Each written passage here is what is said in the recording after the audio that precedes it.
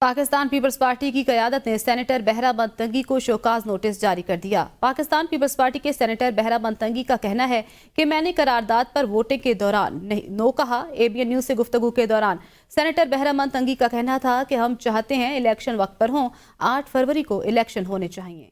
Chairman साहब custodian of the house के उनको हक है कि वो जिसको मर्जी है उसको इजाज़त दे दे। जब उनको इजाज़त दी अपनी रिजोल्यूशन टेबल करने के लिए, तो रिजोल्यूशन जब टेबल किया तो अपना ने उनकी मुखालिफत में स्पीच की, लेकिन जब वोटिंग शुरू हो गई तो उस पर उनकी तकरीबन 12, 13, 14 सेनेटर ने हिमायत में फैसला दिया। और जब इस तरफ आ गए तो हम तीनों ने नो कहा है। अभी एक पार्लियामेंटेरियन का वोटिंग में नो है।